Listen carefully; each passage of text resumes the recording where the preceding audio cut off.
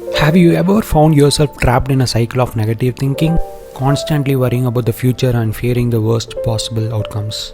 Perhaps you feel like you are carrying the weight of the world on your shoulders, with every decision and action seemingly more important and daunting than the last. The truth is, the root of our struggles often lies not in the real world, but in our own minds. Our imagination can run wild, creating elaborate scenarios and obstacles that may not even exist in reality.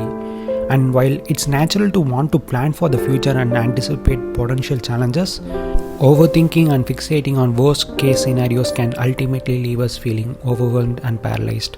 It's important to remember that our thoughts hold a tremendous amount of power over us. We can create a false sense of danger or urgency, leading ourselves to feel anxious and stressed out even when everything in our lives is going well. We can beat ourselves up with negative self-talk and convince ourselves that we are not good enough or that we are destined for failure. But here's the thing, we give ourselves more pain and stress in our minds than we do in reality. The real world is often much smaller than our imagination makes it out to be. And when we focus too much on our imagined anxieties, we can miss out on the opportunities and possibilities that exist in the present moment. The good news is we have the power to shift our mindset and control our thoughts. We can choose to focus on the positive and take action towards creating the future we want for ourselves.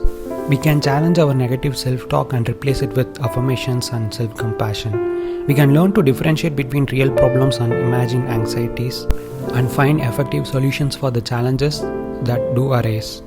So the next time you feel weighed down by your own thoughts, take a step back and evaluate the situation. Ask yourself, is this struggle in the real world or is it in my mind? And remember, no one has ever won a battle through overthinking. The real world may be smaller than your imagination, but it's also full of endless possibilities.